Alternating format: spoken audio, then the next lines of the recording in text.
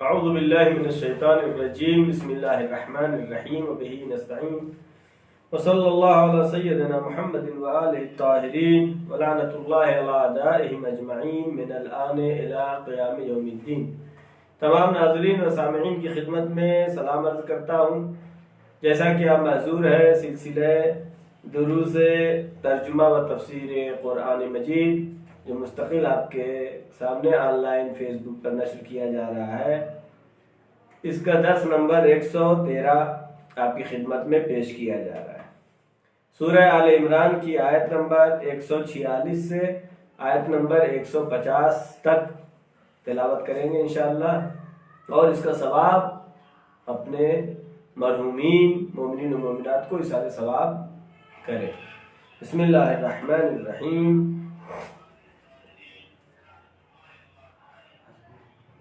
آیت نمبر 146 سورہ آل عمران۔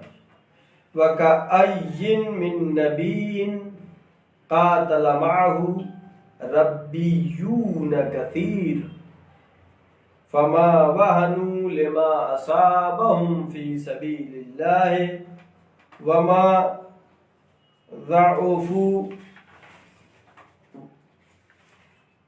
وَمَا اسْتَكَانُوا وَاللَّهُ يُحِبُّ الصَّابِرِينَ۔ یہ آیتیں جو مستقل چل رہی ہیں جنگ احد کے سلسلے میں، اور کل جیسا کہ بیان ہوا کہ میدان جنگ چھوڑ کر کے بھاگ گئے۔ آیت نے کہا کہ کسی نفس کے لیے موت نہیں ہے، اللہ جب موت دے۔ اور پھر آگے اسی گزشتہ آیت میں تھا وَمَنْ يُرِدِ الثَّوَابَ الدُّنْيَا نُؤْتِهِ مِنْهَا، جو دنیا کا ثواب چاہتا ہے، دنیا میں بدلہ چاہتا ہے، اللہ کہتا ہے ہم دنیا میں دے دیتے ہیں۔ وَمَنْ يُرِدِ الثَّوَابَ الْآخِرَةَ نُؤْتِهِ مِنْهَا، جو آخرت میں چاہتا ہے اس کو آخرت میں دیتے ہیں۔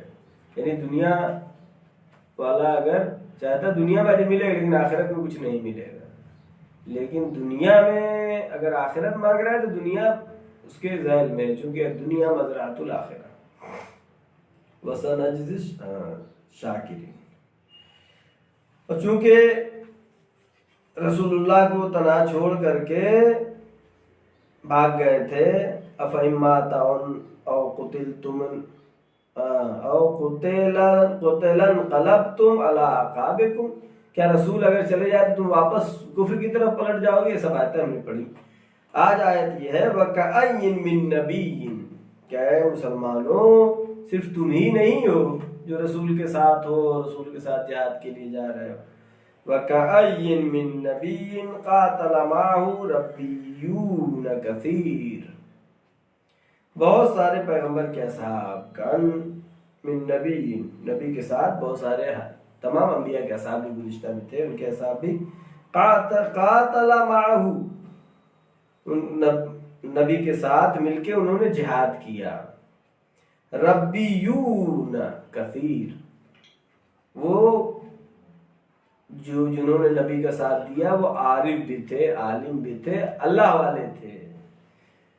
ربیون کثیر، ایسا نہیں کہ تم ہی صرف آج جو ہے جنگ احد میں لڑنے آئے ہو، گزشتہ انبیاء نے جہاد کیا ہے۔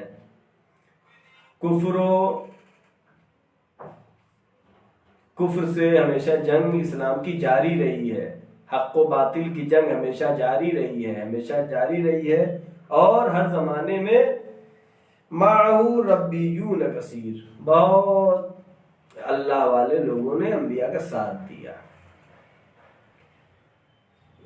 اب یہاں پہ آیت جو ہے چونکہ وہ میدان چھوڑ کے بھاگے، لہذا مسلمانوں کو آئندہ فما وهنوا لما اصابهم في سبيل الله، فما وهنوا، پس تم سستی نہ کرو، فما وهنوا لما اصابهم في سبيل الله، اس راہ میں جو جنگ کے لیے گئے ہو تو اس میں تلوار بھی چلے گی، تیر بھی چلے گا، زخم بھی آئیں گے۔ تو گزشتہ انبیاء کے اصحاب نے انبیاء کا ساتھ دیا جہاد میں۔ فما وهنوا لما اصابهم فی سبیل اللہ، فی سبیل اللہ، اللہ کی راہ میں جو جہاد کر رہے ہو اگر اصابہم تمہیں کوئی ضرب لگے، کوئی مصیبت آئے، کوئی مشکل آئے، فما وہنوا سستی نہیں کرو، ما وہنوا وما ضعفوا، فما وہنوا اس میں سستی نہیں کرو، وما ضعفوا اور کمزوری کا اظہار نہ کرو، وما اب انہیں کمزوری کا احساس نہیں کرو،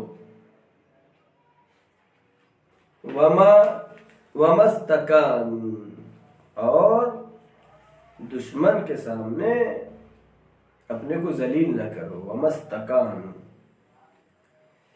تو آیت کیا حکم دے رہی ہے؟ خداوند عالم ساتھ میں کیا فرما رہا ہے کہ انبیاء کے ساتھ دوسرے لوگوں نے جو ربانیون تھے انہوں نے جہاد کیا ہے، تو تمہیں بھی چاہیے کہ جہاد کرو، اور اگر کوئی مصیبت آ جائے، کوئی زخم لگ جائے، فما وہنوا سستی نہیں کرو، وما ضعفوا اور کمزوری کا احساس بھی نہ کرو، وما استکانوا اور دشمن کے سامنے ذلت برداشت نہ کرو، دشمن کے سامنے گر گراؤ نہیں، ذلیل مت ہو۔ واللہ یحب الصابرین، اللہ کسے دوست رکھتا ہے؟ اللہ صابرین کو دوست رکھتا ہے۔ لہذا قیادت جہاد میں کس کی ہونی چاہیے؟ معصوم کی قیادت، اور معصوم کی قیادت میں جب جہاد ہوگا تو کیا ہے؟ واللہ یحب الصابرین۔ اب اگر وہاں زخم بھی لگ جائے تو گھبرانا نہیں، واللہ یحب الصابرین، اللہ صبر کرنے والوں کو دوست رکھتا ہے۔ جیسا کہ ذات عاشورہ میں ہم پڑھتے ہیں کہ رہبری کس کی ہونی چاہیے؟ معصوم کی۔ سلم لمن سالمکم وحرب لمن حاربکم، مولا آپ جس سے صلح کریں گے ہم اس سے صلح کریں گے، وحرب لمن حاربکم آپ کا جس سے محاربہ ہے، آپ سے جس سے جنگ ہے، ہم اس سے جنگ کریں گے۔ یعنی ہم کس رہبر کے ساتھ ہو، کس کی سرپرستی میں جہاد کریں؟ امام حسین علیہ السلام، ائمہ معصومین علیہ السلام۔ سلم لمن سالمکم وحرب لمن حاربکم۔ لہذا تاریخ انبیاء میں آپ مطالعہ کریں تو ہمیشہ ہر نبی ظلم کے خلاف آواز اٹھائی انبیاء نے۔ یہ سیرہ انبیاء ہے، یہ الہی نظام ہے۔ نبی صرف اس لیے نہیں آئے کہ بس نماز روزہ آپ کو پہنچائے، بلکہ ظلم کے خلاف بولنا، اسلامی احکام کو نافذ کرنا، اللہ کے بھیجے ہوئے قانون میں جو قانون ہے اللہ کی کتاب میں، ان قانون کو نافذ کرنے کے لیے حکومت تشکیل دینا۔ لہذا انبیاء نے ہمیشہ ظلم سے مقابلہ کیا ہے۔ لہذا جہاد معصوم کی قیادت میں، تاکہ وہ کیا ہو؟ فی سبیل اللہ جہاد کہلائے گا۔ یہ آج جو داعش اور القاعدہ والے جہاد کا نام دے رہے ہیں اور مسلمانوں کا قتل عام کر رہے ہیں، یہ جہاد نہیں ہے، یہ دہشت گردی ہے۔ کیوں؟ اس لیے کہ معصوم کی قیادت میں نہیں ہے۔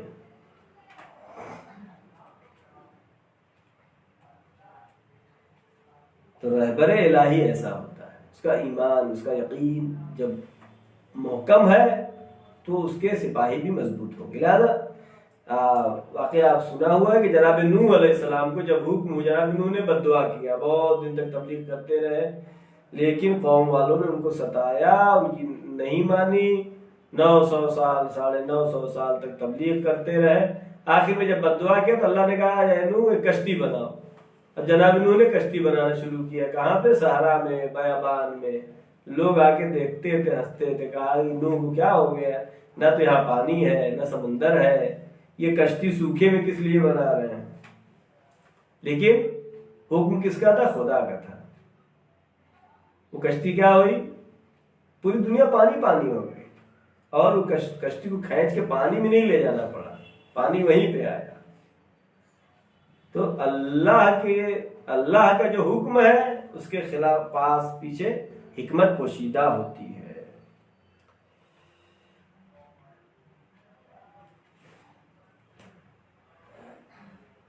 یہ الہی نمائندے وہ ہیں جو ہمیشہ ظلم کے خلاف، ہمیشہ کربلا میں امام حسین علیہ السلام نے ان کو شہید کیا گیا، لاش پہ گھوڑے دوڑائے گئے، لیکن ظلم کے خلاف، ذلت پہ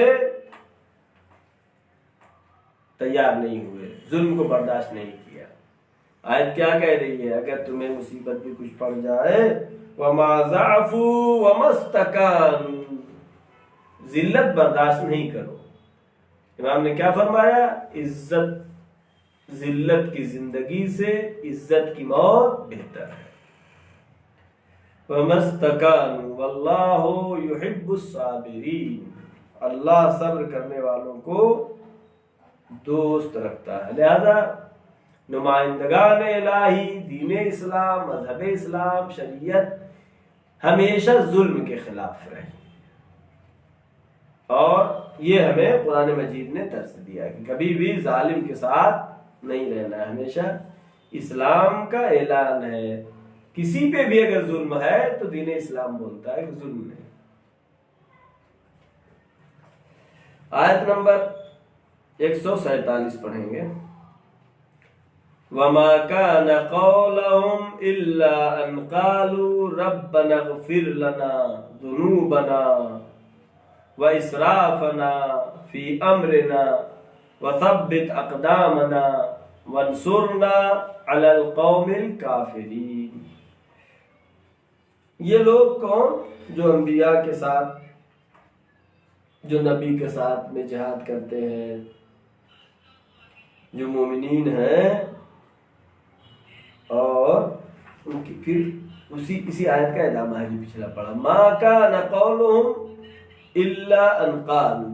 یہ میدان جنگ میں گئے سب سے بڑا امتحان دینے کے لیے، پھر بھی کیا کہتے ہیں؟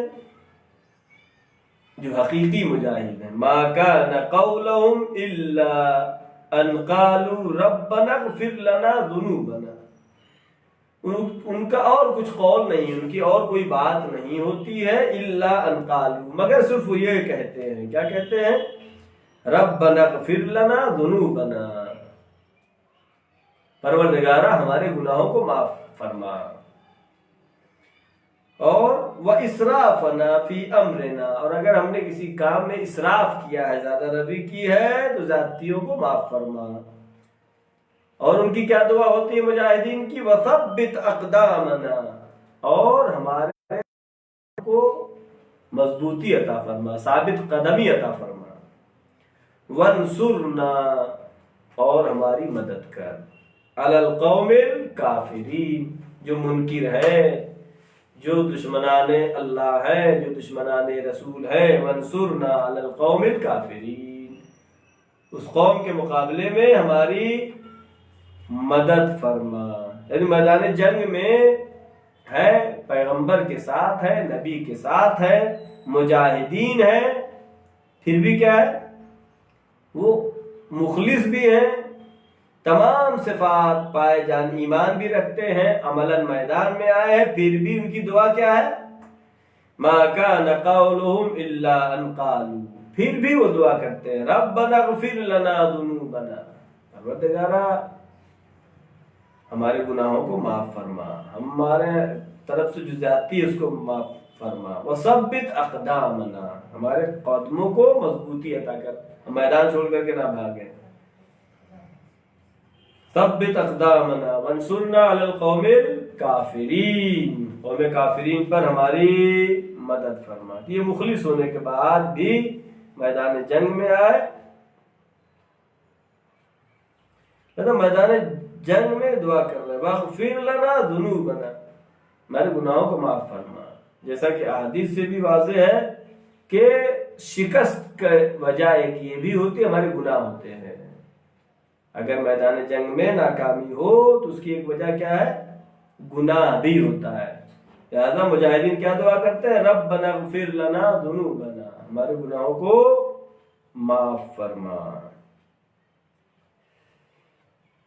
ایک طرف میدان جنگ میں ہے اور ساتھ میں زبان پر عملاً میدان جنگ میں ہے، زبان پر قرآن اور دعا ہے۔ یہ حقیقی مجاہدین ہے۔ جیسا کبھی معلوم ہوا کہ جنگ میں اگر مسلمانوں کو شکست ہوتی ہے تو کہتے مقدرات الہی یہ تھا۔ مقدرات الہی نہیں، بلکہ شکست کی وجہ خود یہ مسلمان ہے۔ تو جنگ احد میں کیوں ہارے؟ اس لیے ہارے کہ رسول اللہ کی بات نہیں مانی، اور یہ خود گناہ عظیم ہے۔ رسول کی بات نہ ماننا یہ گناہ ہے، اور گناہ سبب بنتا ہے شکست کا، لہذا میدان احد میں شکست ہوئی۔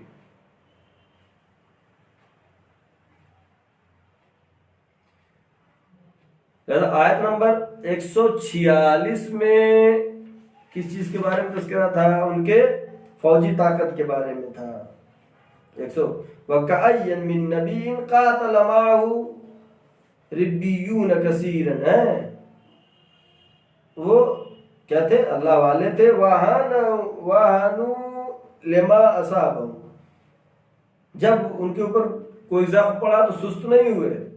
وَمَا ضَعَفُوا، اور اظہار کمزوری نہیں کیا۔ وَاسْتَكَانُوا، وہ دشمن کے سامنے ذلیل نہیں ہوئے۔ یہ کیا تھا؟ اس میں ان کے قوت کا اظہار، اور پھر ان کے ساتھ ساتھ کیا ہے؟ دعا۔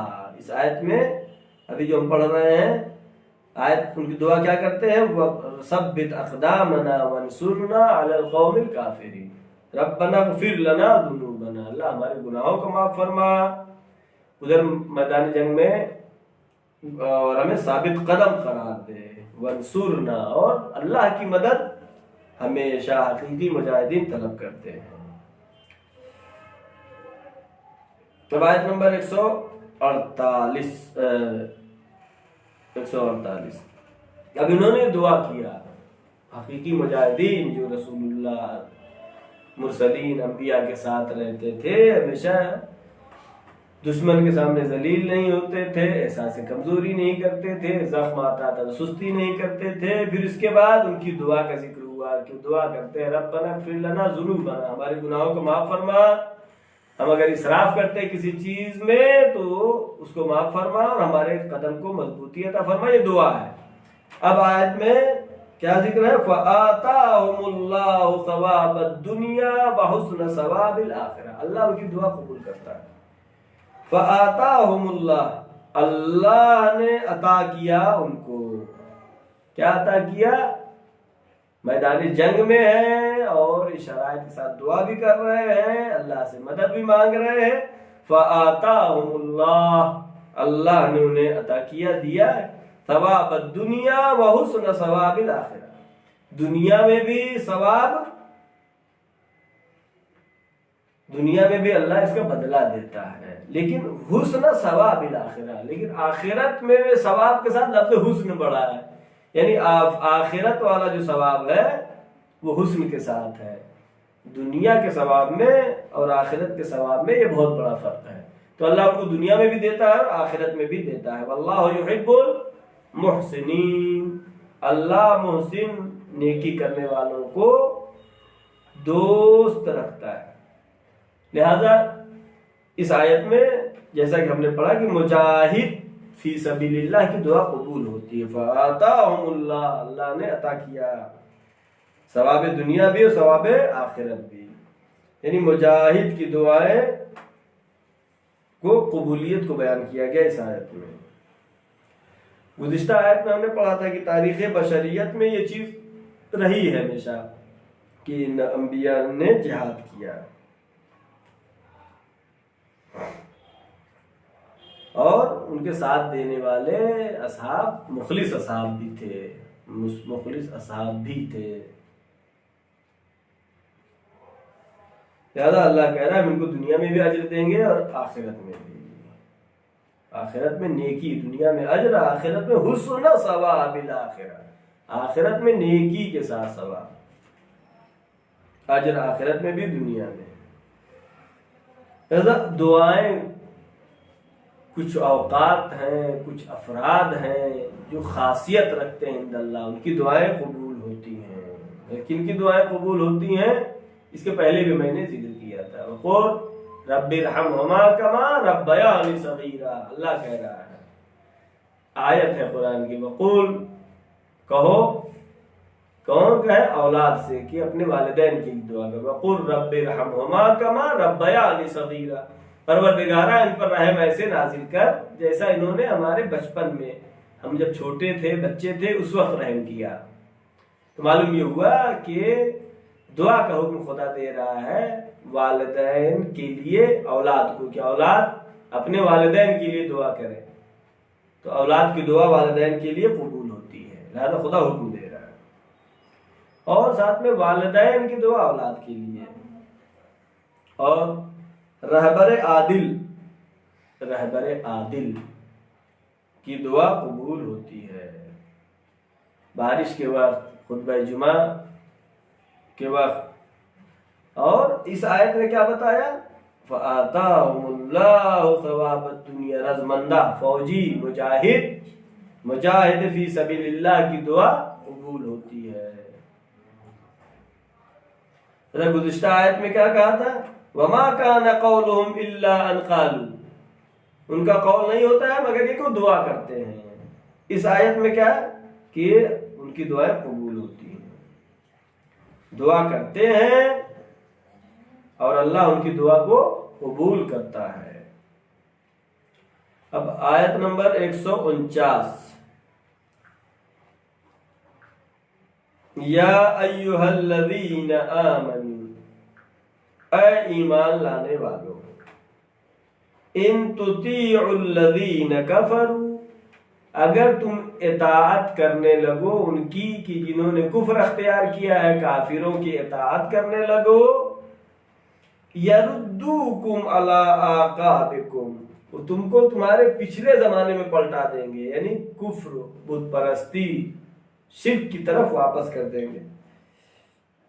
یا ایھا الذین آمنوا ان تطیعوا الذین، اگر تم اطاعت کرو کس کی؟ الذین کفروا، جنہوں نے کفر اختیار کیا، کافروں کی اگر اطاعت کرو گے، یردوکم علی اعقابکم، تمہارے پچھلے زمانے میں تمہیں پلٹا دیں گے، فتنقلبوا خاسرین، تم پلٹو گے تو نقصان اٹھانے والوں میں ہوگے، نقصان ہی نقصان ہے، خسر الدنیا والآخرہ، دنیا میں بھی نقصان، کیوں؟ اس لیے کہ جو وعدہ و وعید کافر و مشرک کرتے ہیں اس کو پورا نہیں کریں گے، دوسرا نقصان کی آخرت میں تو نقصان ہے۔ یردوکم علی اعقابکم فتنقلبوا خاسرین، تم پلٹو گے تو نقصان کے ساتھ پلٹو گے۔ اور جیسا کہ اس آیت کے ذیل میں کہ جنگ احد میں جب مسلمانوں کی شکست ہو گئی، تو اس میں تفسیر مجموع البیان میں ہے کہ جنگ احد میں جب مسلمانوں کی شکست ہوئی تو منافقین کا سردار تھا جس کا نام تھا عبداللہ بن ابی، یہ مشرک منافقین کا سردار تھا، اور جا کر کے مشرکین سے مل گیا اور لوگوں سے کہنا شروع کیا کہ سب مشرک ہو جاؤ، اب جو ہے تمہاری خیر نہیں ہے۔ جنگ ہارنے کے بعد اس نے اس طرح کا سازش رچی اور کہا کہ سب واپس چلے جاؤ کفر کی طرف۔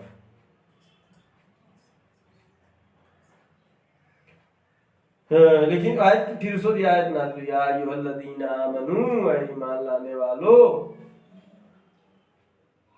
ان تطیعوا الذین کفروا، اگر ان کی اطاعت کرو گے، جیسا کہ عبداللہ بن ابی کہہ رہا ہے، یردوکم علی اعقابکم، تمہیں پھر پچھلے زمانے میں تمہیں پہنچا دیں گے، ایمان تم سے چھن جائے گا، فتنقلبوا خاسرین، لہذا کوئی اس کی بات کو نہ سنے، عبداللہ بن ابی کی بات کو کوئی نہ سنے، وہ منافق ہے اور وہ دوبارہ تمہیں کفر میں جھونک دینا چاہ رہا ہے۔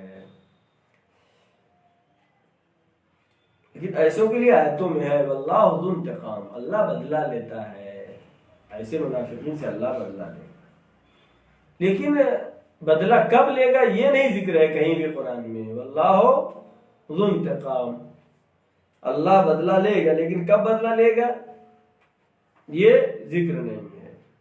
لہذا مومنین کے لیے چاہیے کہ صبر کرے۔ اگر کہیں پر دیکھ رہے ہیں دشمن کی سازشیں ہیں تو ان سازشوں کو دیکھ کر کے نا امید نہ ہو۔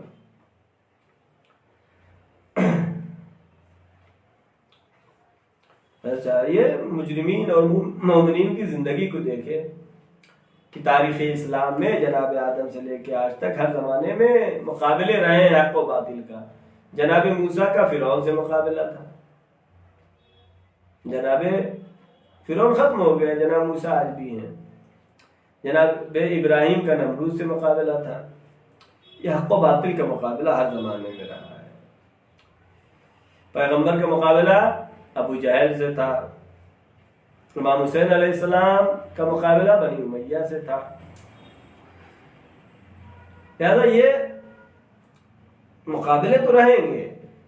اگر کہیں شکست بھی ہوتی ہے تو آیت کہہ رہی ہے یا ایھا الذین آمنوا ان تطیعوا الذین کفروا، اگر تم جو ہے اطاعت کر لو جنہوں نے کفر اختیار کیا ہے، یردوکم علی اعقابکم، تمہیں دوبارہ پیچھے کر دیں گے۔ جو بھی اچھے ہیں، جو اللہ کی راہ میں کام کیا تھا، فرعون کی حکومت تھی کسی زمانے میں، لیکن کیا فرعون کا کچھ بچا؟ یزید کی حکومت تھی کسی زمانے میں، کیا یزید کا کچھ بچا؟ اصل نتیجے کو دیکھنا چاہیے۔ فوری فیصلہ کسی بھی تاریخی حادثے کو دیکھ کر کے نہیں کرنا چاہیے، جیسا کہ عبداللہ بن ابی نے کیا کہ ارے اب ہار گئے، اب تمام مسلمان قتل کر دیے جائیں گے، سب لوگ مشرک کافر ہو جائے گا۔ لیکن تاریخ میں تدبر، غور و فکر، مطالعہ کیا بتاتا ہے کہ ہمیشہ اللہ والے ہی کامیاب رہے ہیں، ہمیشہ اللہ والوں کی اصلی فتح اور کامیابی ہوئی ہے، اور پوری دنیا میں کامیابی ہوگی، اللہ نے وعدہ کیا ہے اور ہو رہی ہے۔ آیت میں کہا ہاں۔ اب آیت نمبر 149 پڑھیں گے۔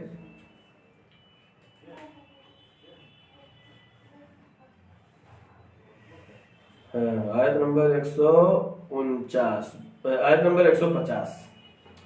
بل اللہ مولاکم وہو خیر الناصرین، تم ان کو اپنا ولی نہ بناؤ، یا لا تطیعوا الذین کفروا، ان کی اطاعت کر کے کفار کو اپنا ولی نہ بناؤ۔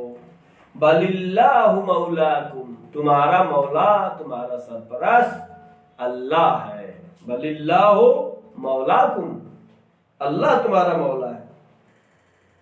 وَهُوَ خَيْرُ النَّاصِرِينَ، اللہ بہترین مدد کرنے والا ہے۔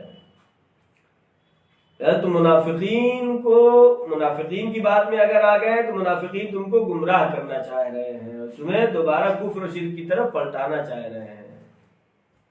اللہ مولاکم، تمہارا مولا اللہ ہے، ان کی بات میں نہ پڑو۔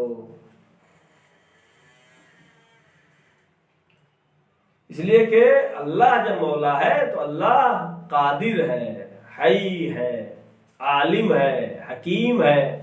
یہ تم سے وعدہ کریں گے تو کل مکر جائیں گے، لیکن اللہ جو وعدہ کر رہا ہے، اللہ کے وعدے سے مکرنے کی کوئی علت نہیں ہے۔ انسان جو مکرتا ہے اپنے وعدے سے یا پھر اسی طرح فیصلہ کر لیتا ہے، اس کے اندر قدرت نہیں رہتی ہے، اس کو پورا نہیں کر پاتا ہے۔ اللہ کے پاس وَهُوَ الْغَنِيُّ، وہ غنی مطلق ہے، انسان فقر محض ہے۔ لہذا اللہ کہہ رہا بل اللہ مولاکم، تمہارا سرپرست اللہ ہے، تمہارا مولا اللہ ہے۔ اللہ جو وعدہ کرے گا اس کی مخالفت نہیں کرے گا، وہ جو وعدہ کرتے ہیں اس کو مخالفت کریں گے، تمہیں دھوکہ دیں گے۔ اس لیے کہ وہ خدا کہ جس نے تمہیں پیدائش سے پہلے سے لے کر کے مرنے کے بعد تک، مرنے کے بعد بھی وہ تمہارا مولا ہے۔ ایسا نہیں کہ وہ خود ہی مر جائے، اس کو تم مولا بناؤ گے، خود ہی مر جائے گا، مولا کہاں رہے گا؟ تمہارا مولا کون ہے؟ وہ ہے جو تمہاری پیدائش سے پہلے بھی تمہارا مولا ہے، تمہارے مرنے کے بعد بھی تمہارا۔ اللہ مولاکم وہو خیر الناصرین،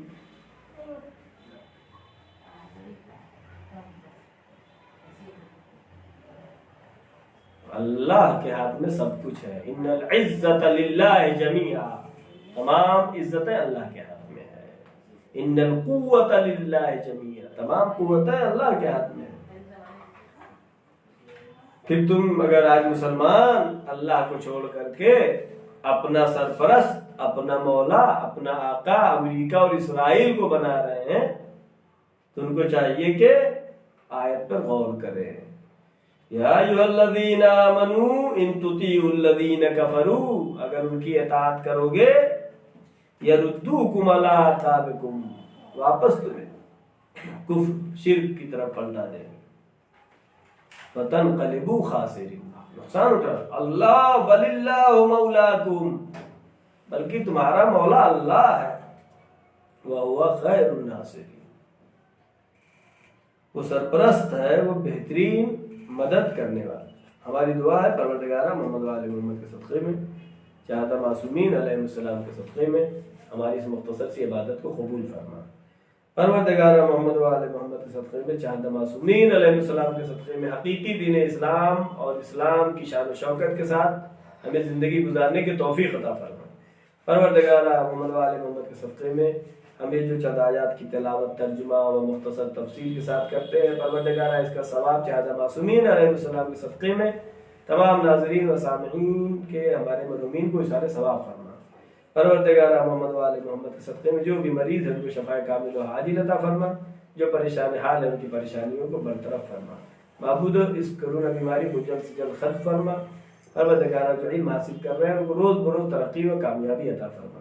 جو مقروض ہیں ان کے قرضوں کو ادا فرما. پروردگارہ ہمارے تمام گناہ صغیرہ و کبیرہ کو معاف فرما. معبود امام زمانہ کے ظہور میں تعجیل فرما، ہم سب کو ان کے یاور و انصار میں شمار فرما. وآخر الدعوانا الحمد للہ رب العالمین، والسلام علیکم ورحمۃ اللہ وبرکاتہ.